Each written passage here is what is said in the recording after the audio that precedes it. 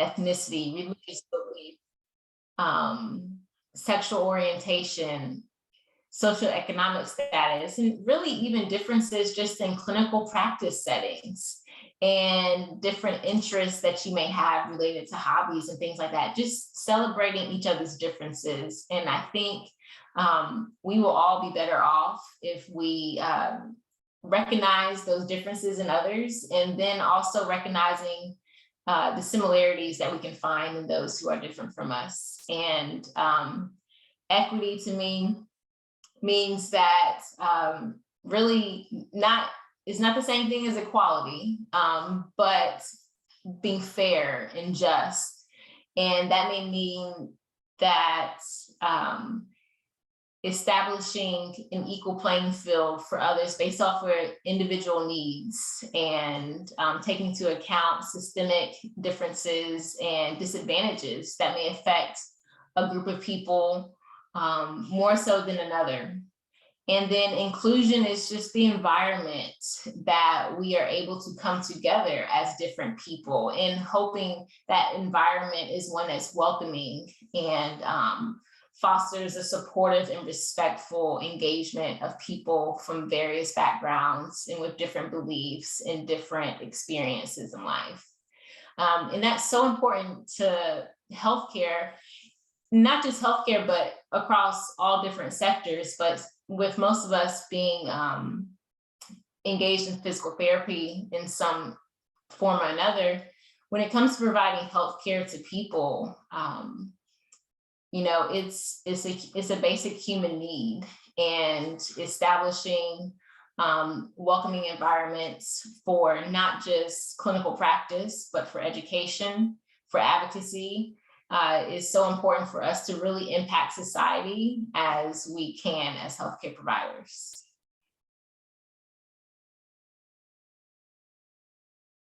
I'm gonna let someone else chime in and add their 2 cents as well.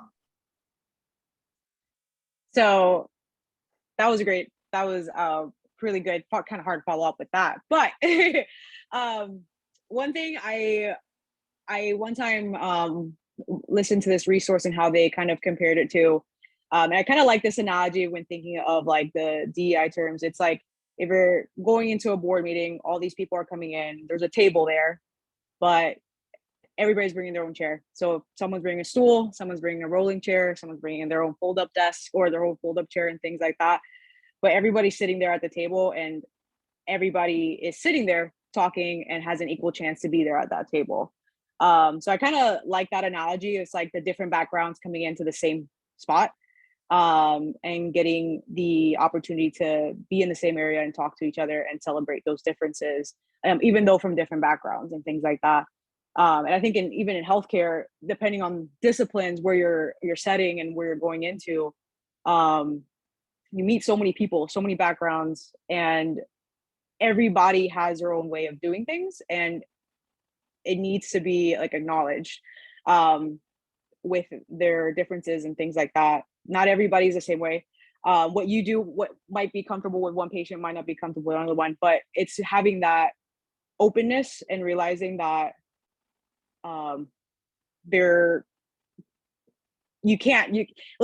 it's the openness to make them feel like they're welcome there, versus like if you're walking into like a clinic. Like I've been in situations where like you walk into somewhere and you just, something feels off, something feels like you're not being appreciated, I guess, at that moment. And like I think even in healthcare, it can be, especially in those discrepancies in certain communities too as well, where there's not a lot of healthcare trust in those communities. It can feel like there's kind of like they're already at a disadvantage, or there's already a barrier, where if we have that opportunity to open those up and to have greater access, would be impacting a lot more people.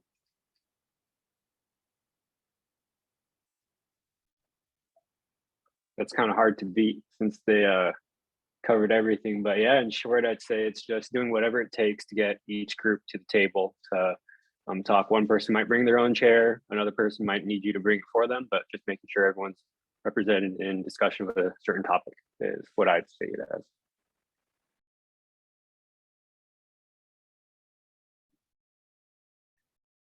You're good, Tim. I can move on, or you want to speak on this one as well? Just briefly, I think everybody summed it up pretty well, and I think DEI means something different to everybody, but the important thing is that respecting and acknowledging that there is differences between everyone, and that bringing all of those differences together to make a better society, a better world, especially within PT, is what the important thing is. Like if we can get, and I'm going to use this analogy, hopefully everyone can follow me. Like if we can get society, and PT is just a microcosm of society, to be like the game of Monopoly, where at the beginning of the game, everybody gets the same thing, everybody gets the same $1,500 and the same roll of the dice and that opportunity, and you have to play your hand as best you can as you go around, but everybody starts from the same place. That's what we want, but in life it's really not that way. Everybody doesn't get that $1,500 to start, and everybody doesn't get that same roll of the dice. So ultimately that's where we want to get to, is where everybody has the same opportunity and same access. But that's all I have to say on that. You can move on. Thanks, you guys. And to follow that up, what are some barriers that you guys believe have limited our ability to really promote that diversity and equity and inclusion in the workplace, in the classroom? What are some barriers that have kind of limited that, of our ability to do that? I'll start with this one, I guess. I think for minority students, especially, I think, and I can speak from my own experience, and I'm sure some people on the call can identify with this as well. Just going through a program and not being understood or being different from other people in the class, as well as even the people teaching you, and them not understanding one, the way you see things, your perspective on the world, and the way that you may learn because of that. I think is a barrier. I think that was something that I faced coming through school, and I'm sure that some other people have faced that as well. I think that's a huge one in our profession.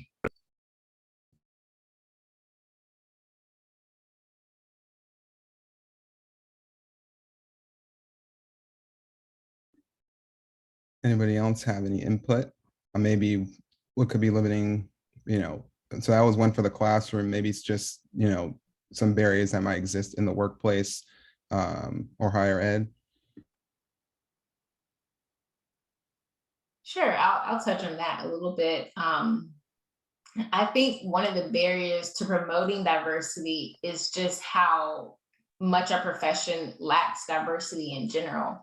And so that in and of itself poses a barrier, because if you're not around people who potentially look different from you or come from different backgrounds, and it's more of a homogeneous population of people, it really limits your scope of knowledge about the patients that you're serving, because hopefully the patients that are coming through our doors are more reflective of the general population. And we know there's already healthcare disparities related to who seeks out our services. So sometimes that's not the case either. So there are systemic issues, both in our healthcare systems, and I would say in our academic institutions as well, that could pose barriers to increasing diversity. Some admissions requirements pose barriers to getting more diverse groups of people applying. Some faculty and academic requirements impact the number of underrepresented minorities who are represented in faculty in DPT academic programs. And so I think those systemic barriers really are the ones, the people who are making the rules or are in the board meetings making the decisions. And if we don't have diversity there, it's hard to get that trickle down effect when it comes to hiring practices and admissions practices. So I think it's a lot of systemic issues that could be contributing to those difficulties with advancing diversity in the profession and within our academic and student bodies.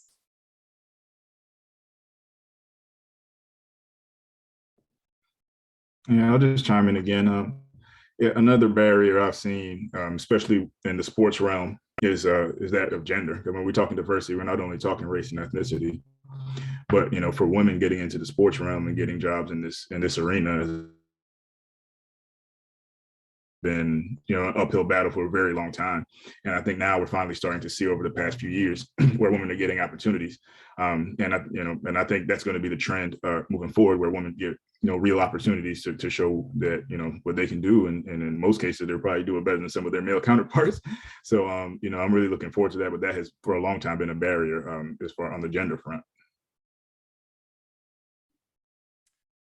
To follow that up, going off of that question, I just got a question coming in from the chat.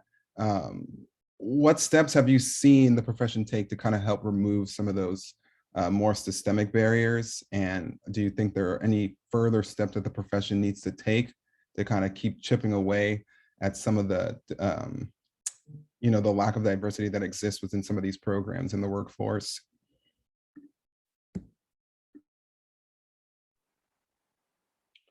I think now it's, I guess DEI has become a big topic. So nowadays, I feel like a lot of people, the public or the people within the organization themselves, have been just putting things on blast. When things like a manel occurs where there's just all males on a panel, now people just outright call them out on the problem there. So I think that it's a little aggressive, but that's a way people are a little more conscious of changing things like that. And then also just Eric Mayer is on the call, but he did a good job of just creating more opportunity, just so that more people can kind of take that, rather than everyone fighting for one spot. Now there's more spots for them to kind of fill in and get experience that way. Because kind of what Deidre said was it's hard because people are already in position and they don't like to give up their experience. But when you give more people more experience, they get more notice, and then also they get more experience to do bigger things and take on leadership positions to build their resume that way. So two ways. Main thing is just having more opportunity. I think organizations are improving with that, and then also just being called out for the most part. Just to follow up too as well, like I recently at the last CSM in San Antonio, I also felt like content wise, there was a lot of presentations kind of highlighting some of the DEI initiatives across the country, even poster presentations. Gosh, I wish I have a picture of the student poster presenter in one of the poster presentations. She was actually, they had a qualitative study on the Black student PT's experience during clinicals, and even some of that qualitative measures that they took. So even content wise, even across like the bigger conferences and stuff like that with our profession, I think that's starting to look a little different than what it did. Even presenter wise, audience wise, who's going to these conferences and doing some of that continuing education, that's looking way different than what it did 3-5 years ago too as well.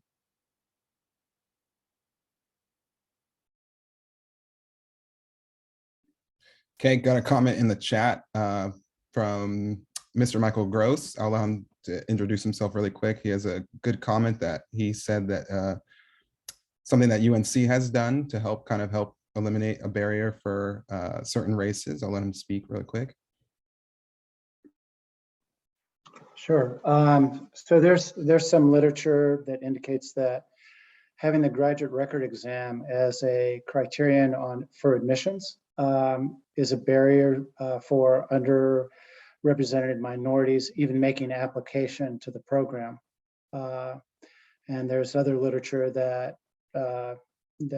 the graduate record exam has a racial bias to it, and so if it's used, it also becomes a barrier. So we eliminated it as an admission criterion on the last admission cycle, and I would say more than half of the graduate programs here at UNC have done the same.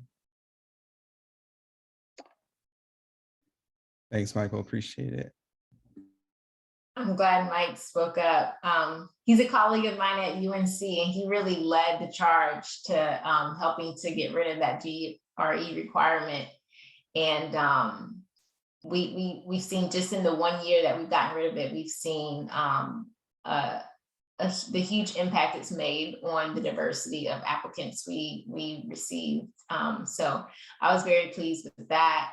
To piggyback on just some other, I guess, solutions to address some of the barriers.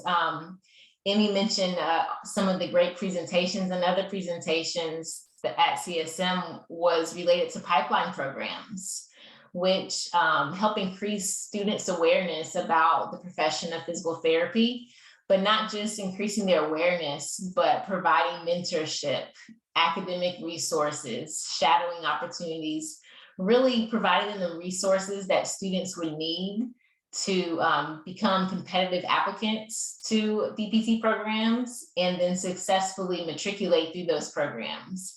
And I think there are a lot of great universities doing some good work in establishing some pipeline programs, and hopefully more of that work gets out and we have a good model so that we all don't feel like we have to reinvent the wheel, and we can kind of use the experience and knowledge of our colleagues to utilize that and incorporate it across the country.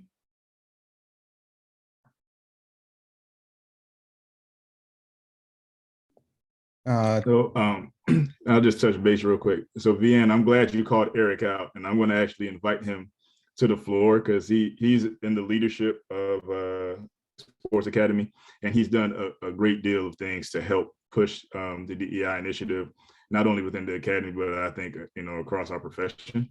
And I want to invite him to speak to that question and talk a little bit about some of the things that have changed and some initiatives that are out there.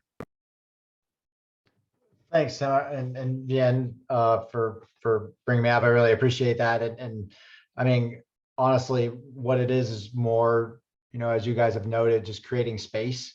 It's not necessarily, having to do much more than create space and give opportunities, and then let people occupy those opportunities, and then make sure that the support is provided on top of that as well. And so that was a big problem that we were recognizing within the American Academy of Sports Physical Therapy, was that a lot of the roadblocks there had to do with just not enough opportunities in general, and then specifically lower stake opportunities for people to have a chance to step into the space and not necessarily have to hit it out of the park the first time. If everything is always, a podium in front of 1,500 people, you can't expect somebody that's got no experience to step up and do that. And so then you never give opportunities. And so what we try to do is expand within the special interest groups, which are 13 different special interest groups, expand the leadership there to have smaller committees within those subgroups to allow people to take leadership roles that are a little bit more low stakes, let them demonstrate their creativity, let them demonstrate their ability to lead, and then recognize that and use that as a way to develop leadership that doesn't look like the same people that always get into those leadership positions just because of the the different opportunities. So that's really a big thing.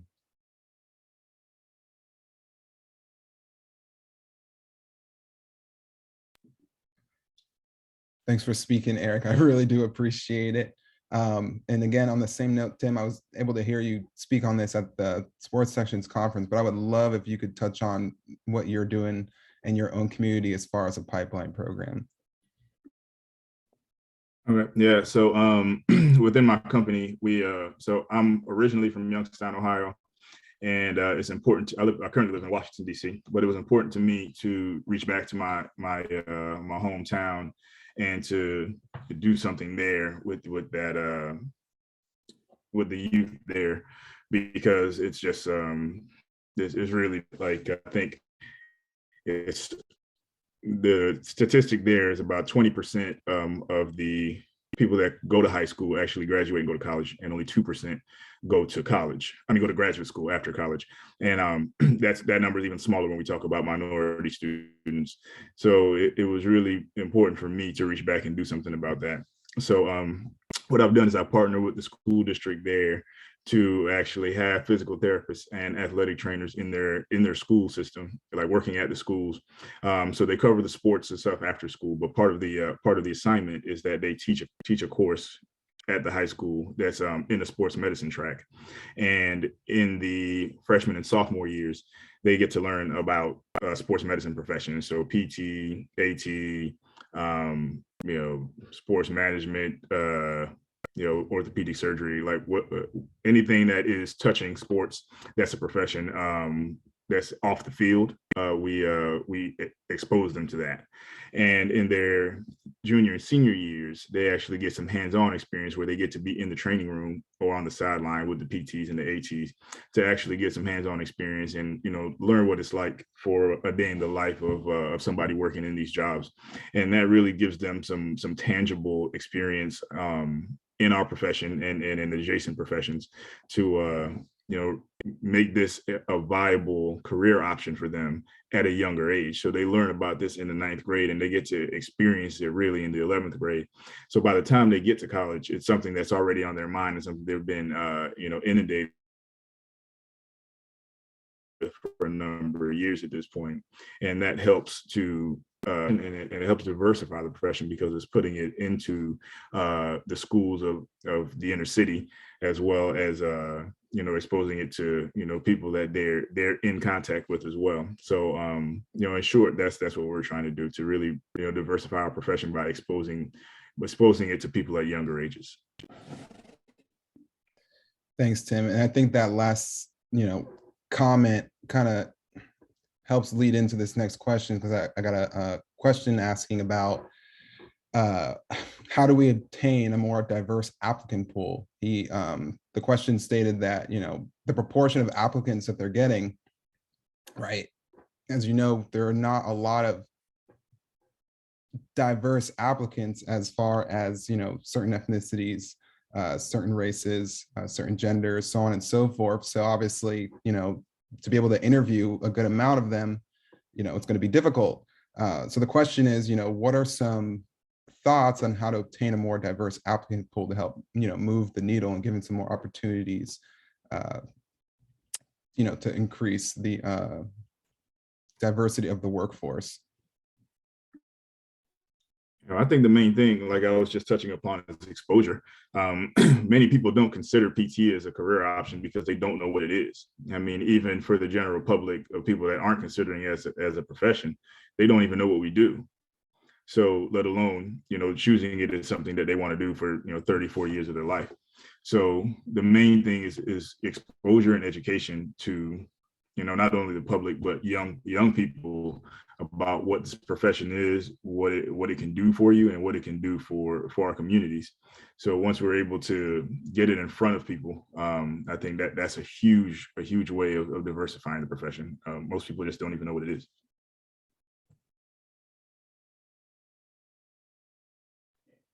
I agree Yeah, and with I think that.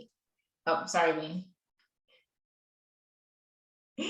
I agree with what Tim said. I'm just gonna just tag along to that, just add a little bit more in that. I love what he's doing at the high school level. I think we gotta touch base with students even sooner than that. In middle school really is, I think, what the research is pointing us towards in regards to, that's when kids are starting to formulate ideas about careers and professions. And here in North Carolina, I've led an initiative just to increase student awareness and exposure as well by collaborating with a statewide program that already has the population, our target population in front of them. So area health education centers who already work with students and whose mission is to increase the diversity of the workforce. And we're just trying to get in front of students and be guest speakers and serving on panels and talking at the career fairs at student schools and things of that nature. And so I think I really think increasing awareness is the most important thing we can do, highlighting our value as a profession as well. And it really doesn't take big programming. It could be you speaking to your child's career fair, or just sharing with someone what you do as a professional in the scope of PT. And so it can be big, it can be small, and it could just be one conversation with someone who does or doesn't look like you.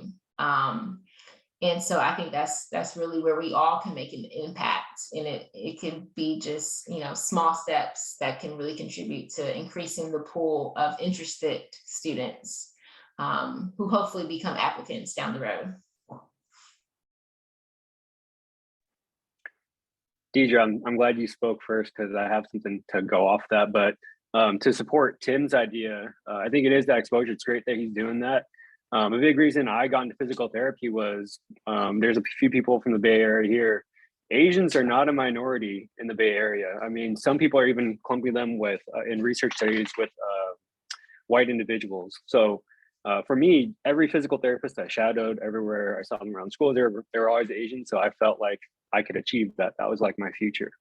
And then, so seeing someone similar to you, that's going to certainly help too. And then going off of Deidre's, I definitely think the middle school stage, because even before you talk about becoming someone in the health profession, you can't do that if there's a lack of care for health or there's not good health literacy. One of my professors at University of the Pacific in Stockton, she has all the students volunteer, and they go out to middle schools and elementary schools, playing little games to teach kids what a zucchini is at that age, or what's good food and bad food. Everyone thinks juice and pie, because it has the word apple in it, it's healthy. So just teaching them about health literacy first, for them to kind of see an interest and then see, oh, this is a physical therapist doing this, and gaining their interest through that way and getting more exposure that way as well at the young age.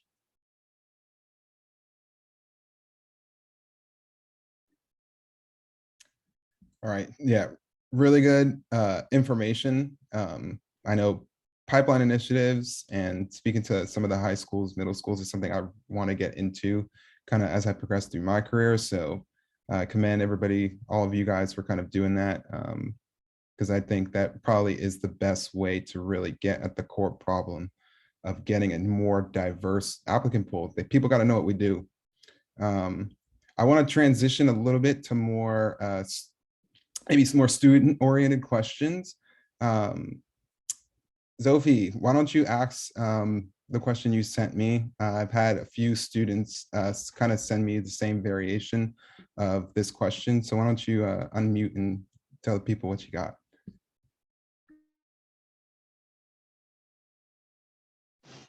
Sure. Thank you, Dom. And thank you all for coming out and talking to us today, by the way. So my question is, do you guys have any tips for navigating, correcting a microaggression or an iffy joke that someone may say, especially if it's coming from a supervisor, a CI, or a professor? Oh, this is good. I can't wait to hear these answers. So I'll start with this one, because I've talked to Dom about this experience, and it's kind of, I feel like what's kind of started everything. So in one of my rotations, I remember it was like week one. We'll just put that in there. Week one of this rotation. We went over an eval, me and my CI, and so it was funny because we were going over the pain scale, why is it important, kind of things like that. And he made a comment that to this day, I still think about, wow, you really did say that. So the patient that I was evaluating was reporting, 8 out of 10 pain on whatever we were working on. He made a comment. He's like, usually for these type of patients, I'll tend to score a little bit lower, even though they said it at 10. And I was like, well, what is the reason? He's like, well, Hispanic and Black women tend to exaggerate things a little bit. Week one. And I was like, and as a student, I remember just thinking I got kind of, sorry, that was my dog barking. I got like, because I was so scared of saying something at there, because I was like, I don't want him to fail me, or like, I don't want to seem like disrespectful or anything like that. But I let him know, I was like, how do you know if she wasn't like, how do you know that's not just the way she's perceiving it? And like, it kind of caught him. He was like, well, he just kind of like was like, we'll just check in on next time and see what happens, kind of thing, or whatever. Like it just kind of sloped over. And later on though, we've had like I would bring up research like, hey, just letting you know, like this is a common disparity with pain levels when it comes to like minority women and things like that. I think talking into a little bit more of their experience of how they're feeling and things like that can actually incorporate a little bit more benefit into their treatments and things like that. And his personality was very much like, it was like you have to see it to believe it kind of thing, like even what I was saying, like stuff like that, whatever. So like I just showed it in my treatment. Granted, I was only like that was only my second rotation, but I stood up for like I was going to treat patients like, I know what I don't want from you as my clinical instructor, so I'm going to make sure I'm not going to treat my patients like that just because you have this bias to the day. And he had other biases too, even with patients of different abilities, different education levels. So that was an interesting even situation. And I did it respectfully. Like I did show him like, your job as a student is to look up the research and do your homework and things like that respectfully without causing a conflict. But luckily with him in that situation, like I don't think it got to the point where like, wow, like my success in this rotation might be like I need to bring in something, but that's always something I thought about. But if it's something that did get really uncomfortable, or I just felt like because of what I said was going to get awkward afterwards, then I would have brought in some other resources. But that was my experience with that situation. But you know, I did what a student would do their research, do their homework, bring it up, and kind of go on from there.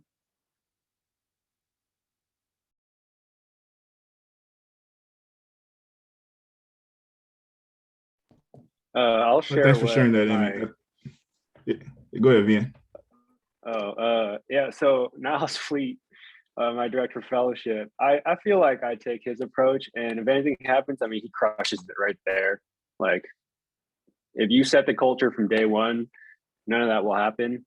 So I feel like I'm more on that side. The biggest thing though is like he always took accountability if it ever happened to his staff or athletes.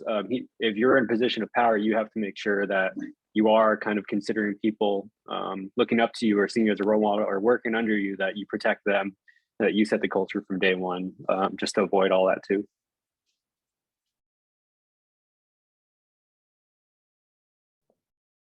Yeah, I totally agree. I think it gets harder when you're in a subordinate position. You know, if you're a student, or you know, it comes from a supervisor or a boss or something like that. I think now in the current climate of the country, that you're probably in the best situation to speak up, because even for somebody that makes a comment like that, whether it's innocent or not, that you speak up and you say something about it and call them on that. That even if there was to be some retaliation against you because of it, that you would have some backup. Because the current climate of the country, like you can't do stuff like that. You can't say stuff like that anymore, and rightfully so. I think you know what Emmy said about you know, the pain levels of Black and Hispanic women being, you know, rated lower. That's something that, you know, in some places is still taught, you know, and there's still, you can still find it in some textbooks, which is sad in 2022, but it's there. And, you know, that in itself needs to be changed. And then the fact that that's passed down, you know, is sad, because I mean, you know, I think Emmy, you know, let's say you just graduated, what, 2020? So this was over within the last 4 or 5 years that this happened. So, you know, we're not talking about ancient history here. We're talking about current times. So it's on us, the people on this call, and you know, people that you're in contact with, to, when you see stuff like that, to call it out, whether you're a student or not. I mean, I know it can sometimes be scary because you're in a subordinate position, but you know, I think when you stand up for what's right, like you know, you can rest assured that you did the right thing, and at some point you should have backup on that. Whether it's somebody within that department of where your affiliation is or somebody at your school, you should have backup on being able to speak up against something like that.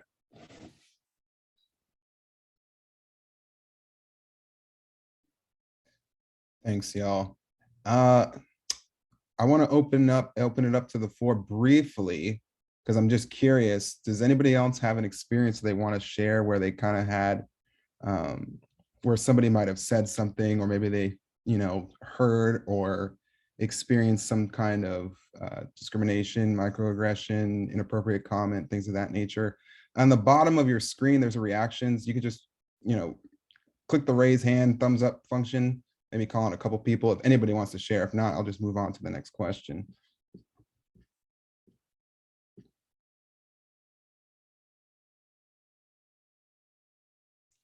Go ahead, Arela.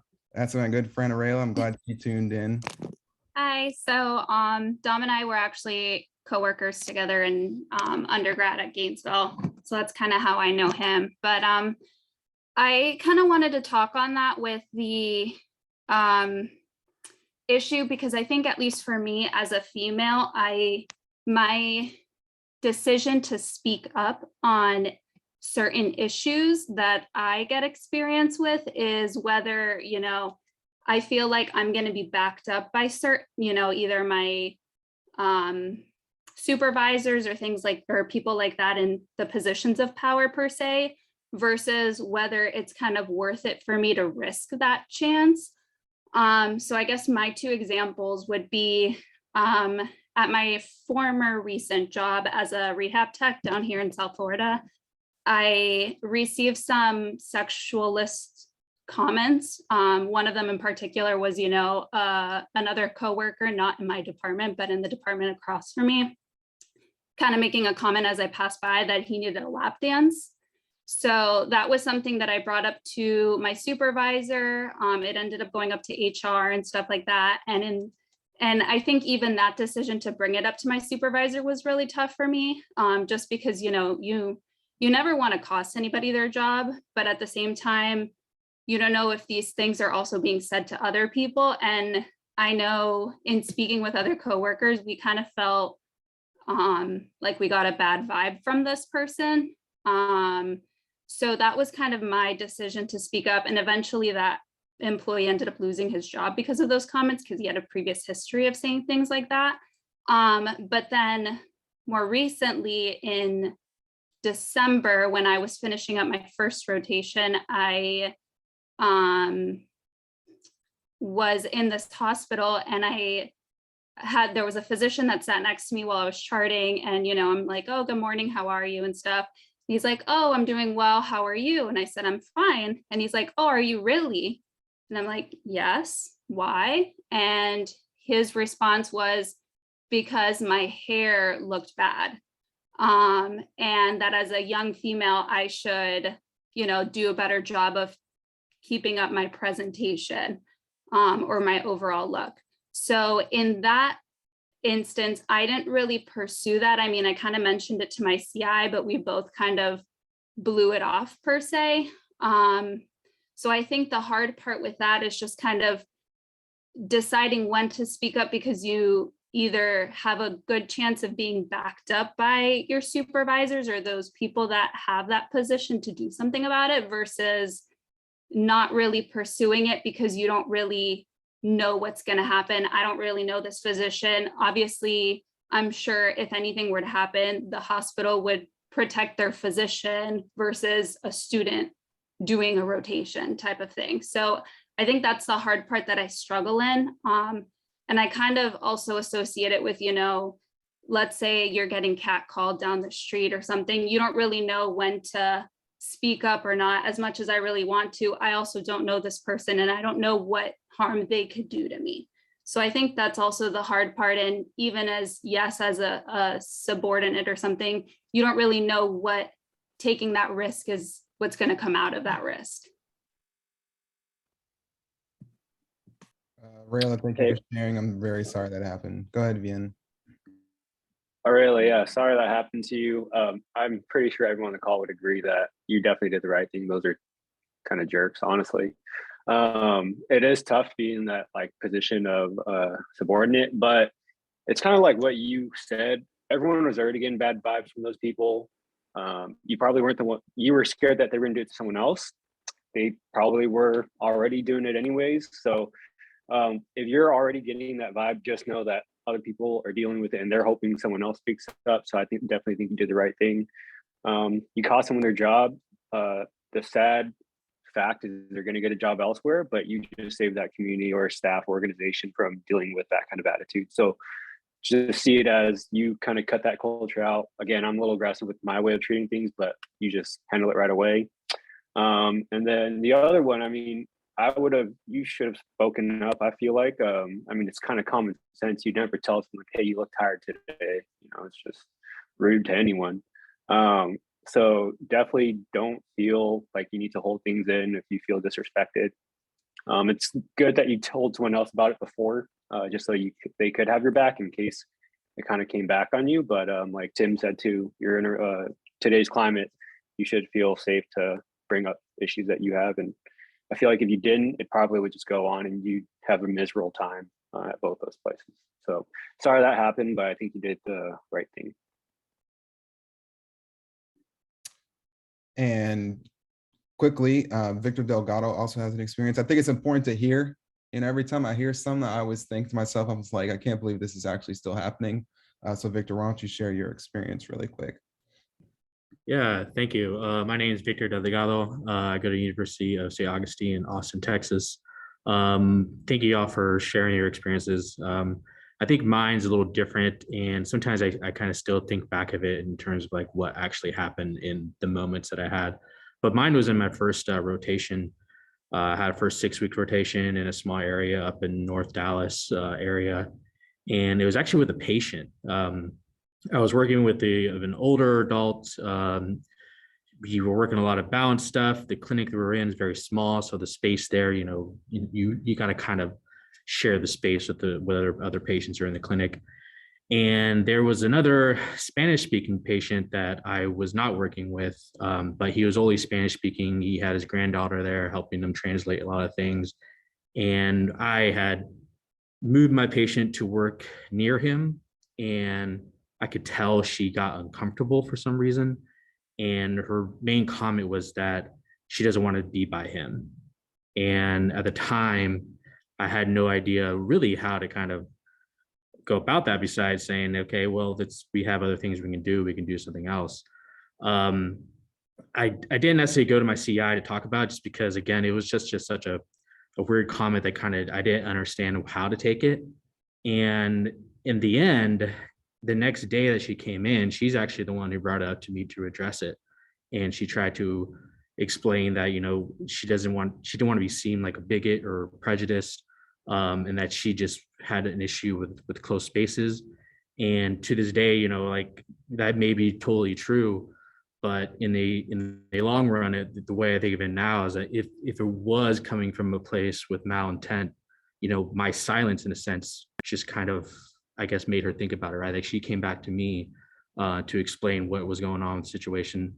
So I don't know if with patients, I don't know if you have any advice in terms of just, going back to your supervisor or anything like that. So I've had this experience too as well, because I'm a Spanish speaker as well, and I've had other patients make comments too as well. I think the more I practice, the more I kind of nipped it. Even as I was working with a patient directly, if they made an inappropriate comment, I work mostly in the geriatric population too as well. If there's cognitive deficits there, that's a different story. But I straight up, that's an inappropriate comment. And half the time when you just make that statement, they're like, oh, like it kind of stops their thought process right there. And at that point, if it makes them awkward, it makes them feel awkward. And at that point, they're kind of reflecting on like, okay, that was inappropriate. I had a situation where that person thought they were still right. And I told them like, all right, I'm sorry. You can either be rescheduled or you're not going to come back.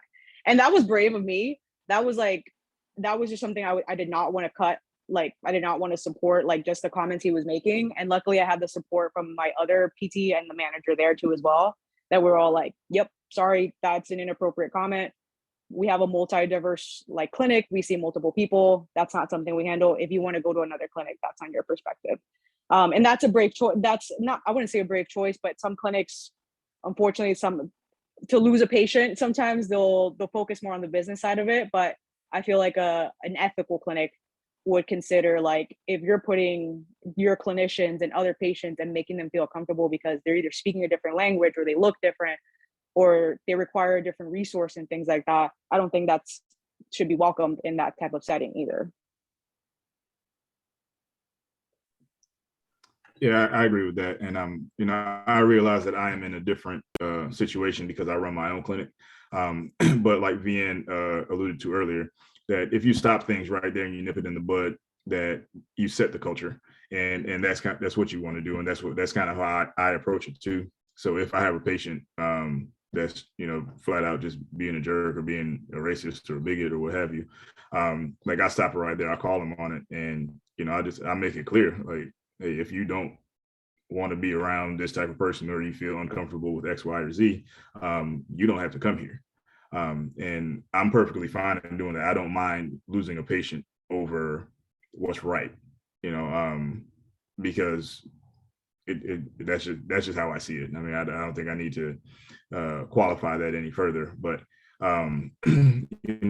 as somebody working in a clinic for somebody else, I think that just calling them out and stressing that they're respectful is the baseline that you can do. If it escalates past that, that's another thing. But just bringing it to their attention that that's not, it's not right what they said, and that could be considered a microaggression. It could be considered racist or biased or what have you. So I think that's the best advice that you say something to them. If that makes them uncomfortable, then so be it. But what they said made you uncomfortable, and why should you have to carry that weight for something that they said that was wrong?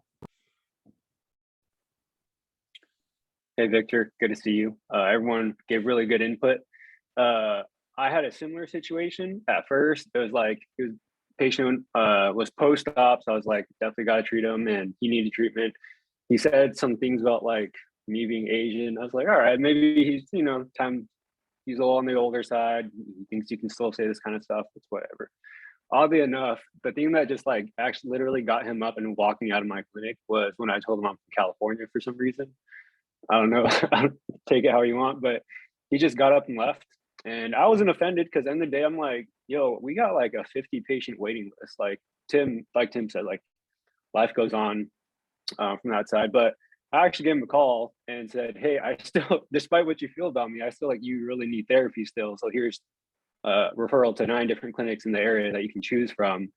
And I did say that if you have a preference, make sure you state that from the beginning, just so you get good care. So on one end, I wouldn't like try not to lose sleep over it, although it's like disrespectful to you. On the other end, you can also go the opposite end and just say, make sure they have good care that way.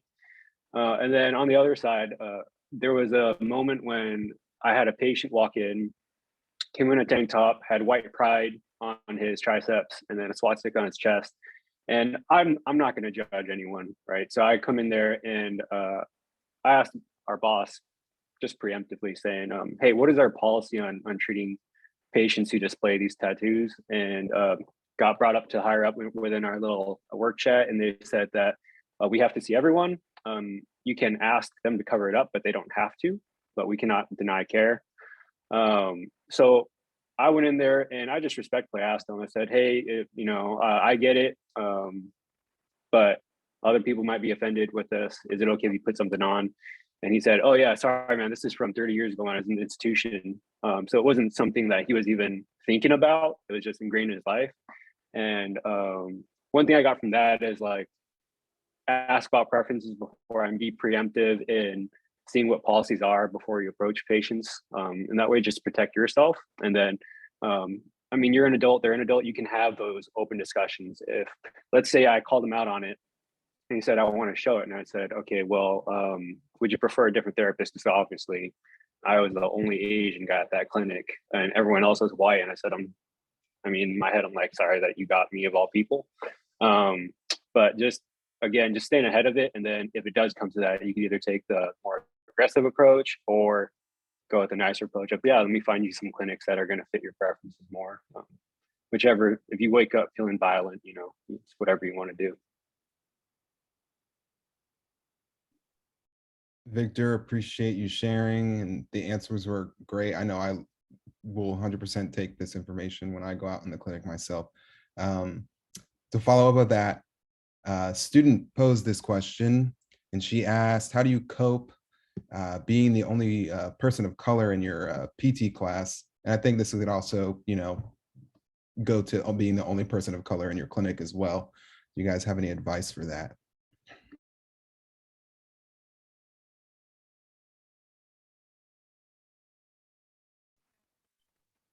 I mean, it's gonna come up sometime, you know, a joke's gonna come up here and there. Like, I mean, I went from PT school where it was probably 70–80% Asian. And then I moved to Wisconsin for residency where I was the only Asian there. And the joke was, what was it? There was a resident before me who was also Asian, and they sometimes called me by his name. And I mean, I knew the guy. I wasn't offended. I understand, like, that stuff doesn't bother me. But at that point, I'll kind of just tell them, like, you know, that's kind of like racist vibes. Not seriously, but it also gives them that, like, for them to be more aware of it. So my way of dealing with that was kind of throwing it as a joke back to them, but also like making sure they knew that I knew what was going on in that way. That's not the right answer, I don't think, but that's my way of doing it. I think a sense of belonging is very important, especially with the demands of physical therapy school and the stress. So finding ways to really, I guess, promote your own mental health and wellness. So I feel like self-affirmations is a really good way to cope with that. You know, telling yourself, I belong here. I'm going to be successful in this space. My voice matters. So I think positive self-affirmations is important.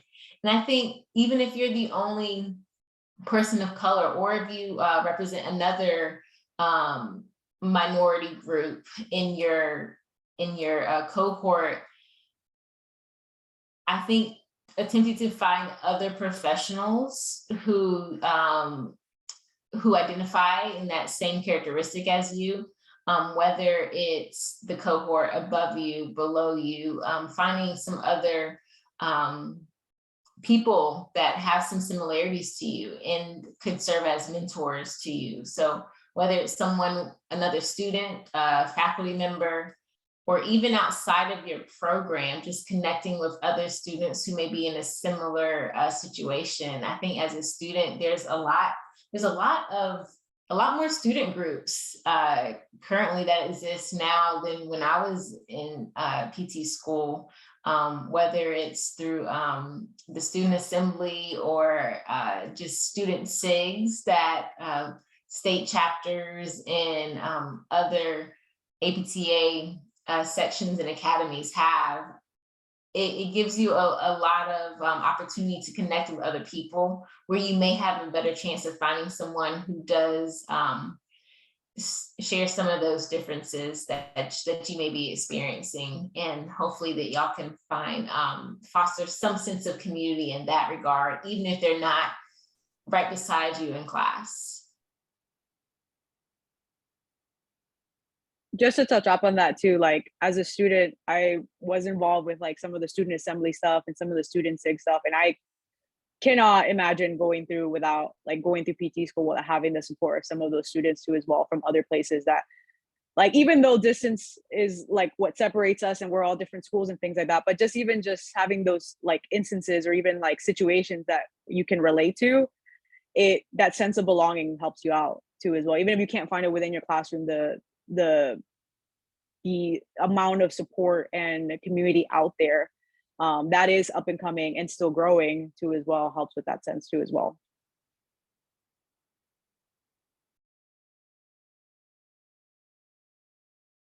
And I would even add to not limit it to just PT students, because likely if there's a physical therapy program on your campus, there's likely other health professions there too. In general, there's not a lot of diversity within the larger range of health professions. And so a lot of academic institutions may have some other minority or affinity groups for just health professional students as a whole. And so I would anticipate there's a lot of different opportunities to find and connect with other people who may be experiencing some of those things. And I think connection and can really go a long way in promoting that belonging. Yeah, I echo those sentiments, Deidre, and I think connection is the biggest thing. With connection comes a sense of belonging. I think, when you're in school, when you're in your cohort, finding connection with somebody within your class is helpful for you to help get through the day-to-day and some of the things that's demanded of you when you're in PT school. So I remember when I was in school, like it was just a matter of like I connected with one person in my whole cohort that I was able to just I sat next to him, we talked every day and we studied together and everything. But he wasn't necessarily somebody that I would hang out with after class, but it was somebody that I could connect with enough that him and I can laugh at the same things. We could study together and be around each other. But, if I wanted to, hang out, on a Friday night or something like that, generally I hung out with the med students that, that were into the same kind of things that I was. But that sense of connection with people within your class that, they don't have to be your same race or your same anything, but you guys can have a common ground. You already have one being in a PT program, and anything other than that, it could be sports, it could be arts, it could be whatever. That sense of connection, it really helps you get through the day-to-day. I think what Emmy said about like going to conferences and seeing that there are so many other people like you within the profession is helpful. But the day-to-day, I think, is what's more taxing and more challenging for you. And I think that establishing that connection within your cohort is important.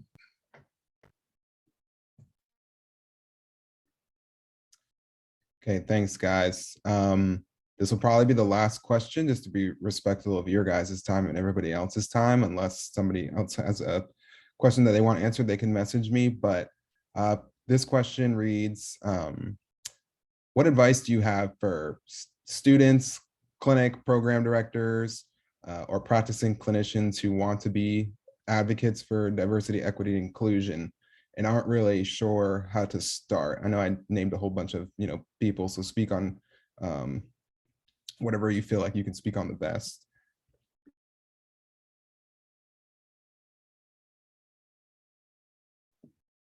I would say like start getting meeting people, getting connected. Like anybody on this call, anybody that's on this panel, and a few people that are just on the call are good places to start. If you attend any conferences and you go to any of the diversity talks or you see any of the diversity presentations, going and talking to the speakers, talking to other people in that room that are interested in the same things that you're interested in, that would be a good place to start. And with whatever associations, whether it's a sports academy or ortho or geriatrics or what have you, I'm sure at this point everybody has some kind of DEI task force or committee or something that's doing something. So getting in contact with those people and seeing what opportunities are out there for you to be able to get involved would be also another good place to start. So there's a lot of ways to do it. Just it's a matter of putting yourself out there and taking the opportunity.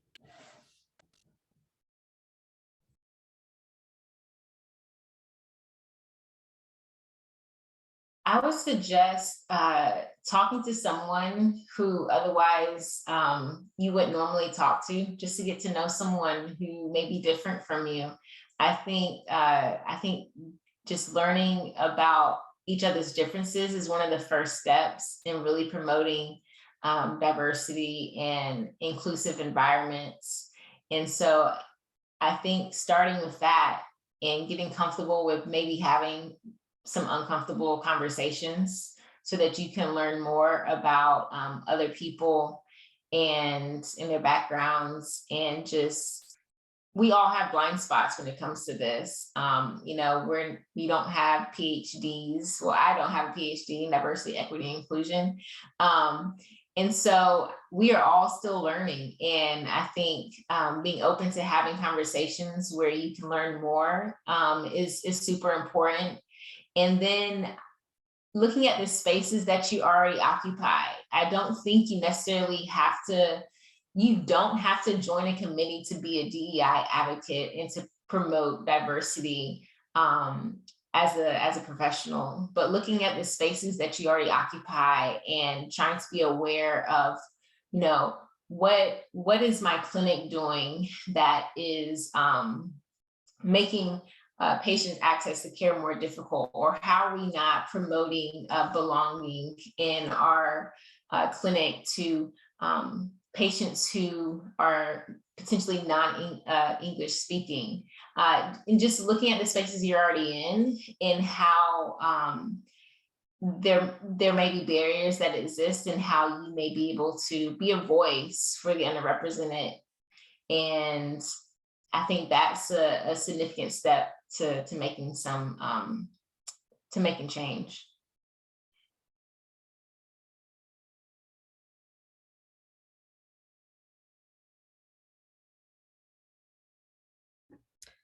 All right. Again, thank you to everybody who came out tonight. I was very happy with some of the questions that you guys asked and sharing some of your experiences. Speakers, same to you guys. Thanks for sharing your experiences and sharing your knowledge with everybody. I know I learned a lot, so I'm sure everybody else also learned quite a bit. I don't know if you guys want to say any other last words or plug any information that you want in the chat or anything like that, but just wanted to thanks for everybody for attending. I think this was a very productive conversation. I just want to say thank you, Dominic, for putting this together, and thank you, UCF, for hosting this. We're happy to be a part of it. You know, thanks for giving me the opportunity to be a part of the panel. So good night, everybody.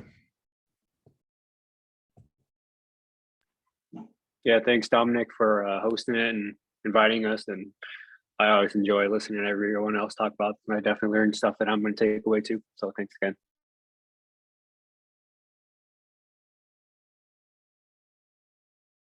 Thank you. All